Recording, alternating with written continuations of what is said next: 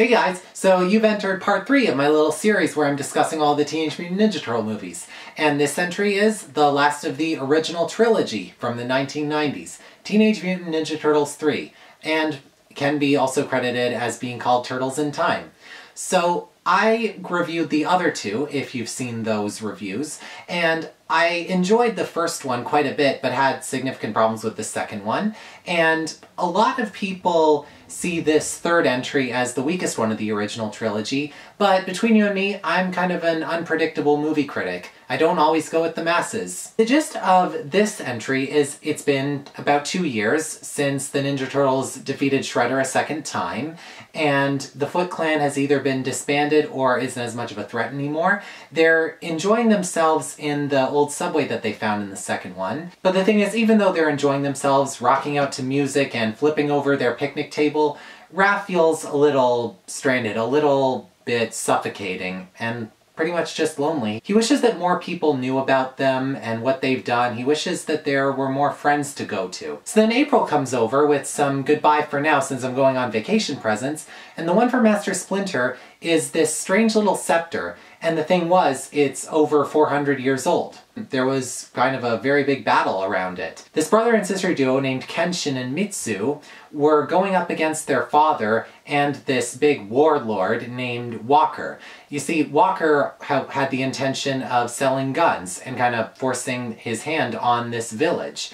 And the thing is, Kenshin ends up feeling this scepter could really help them. And by accident, April ends up switching places with Kenshin, and so the Turtles have to go back to feudal Japan to try to rescue her, but in the midst of doing so they end up losing the scepter, and they don't know who grabbed it, and at the same time, they also have to start to get used to this brand new environment and also have to try to help the village from these weapons of mass destruction. Now, compared to the other two movies, there's a lot in here that's different.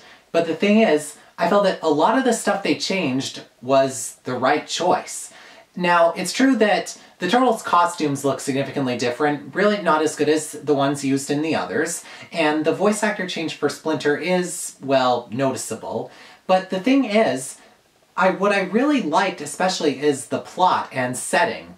What I mean by that is the Turtles have to live in this sort of Spider-Man routine in that no one knows they exist, no one knows their true identity, no one knows where they live. They can't have that way because those that they love would be in danger. That and the world just doesn't understand them. The world would probably attack them for being abnormal. Sadly, it's how it is these days, and it's kind of how it's been for eternity.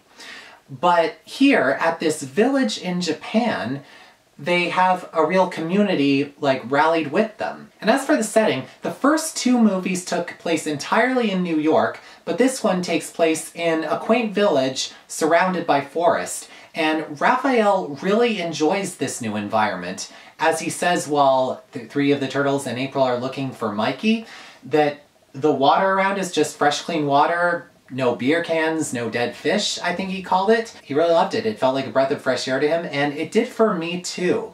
I felt like having the Turtles all out in the open when it was daylight and really making a ton of new friends, it was really enjoyable seeing them being able to do this. And it wasn't just that either. Now, I bet there are a lot of moviegoers in general that wouldn't expect a Ninja Turtles movie to be dramatic, you know?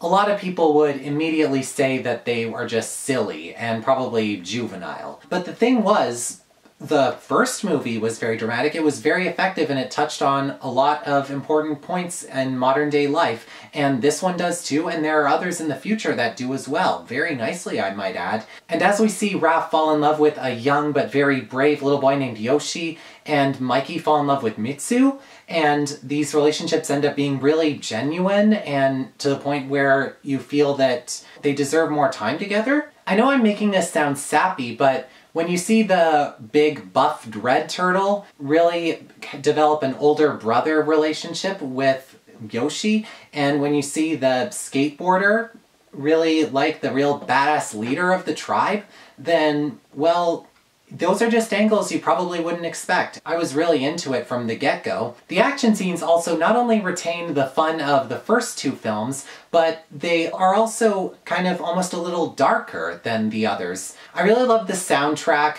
Sometimes it was peaceful, sometimes it was funny, but all the while it was just very nice and cultural. This is one of those movies where it completely dives into showing us a part of history and a place that maybe a lot of moviegoers just won't expect to know much about. The dramatic element of this movie ends up so good that by the time it was time for the movie to end, I really didn't want there to be a farewell. I really wanted there to be a lot more, and the drama of knowing that just in reality there can't be more, it really tugged at me. It really did. And I feel bad that there are a lot of moviegoers that just haven't caught with me on that. Now, a few other little criticisms. There's another character I haven't mentioned, Wit, who's played by Elias Koteas, who also played Casey Jones in the original film and who returns in this one. He's basically Casey's alter ego in this 400 years ago Japan, or in this case today, 427. And the thing is, he at first is a companion and then ends up doing something that causes April to go off on a real tangent about him, and he deserved it, but he ends up making up for it. But the thing is, this Wit character, he was unable to really make things proper with April. That left a little bit of a scratch unitched, if you know what I mean.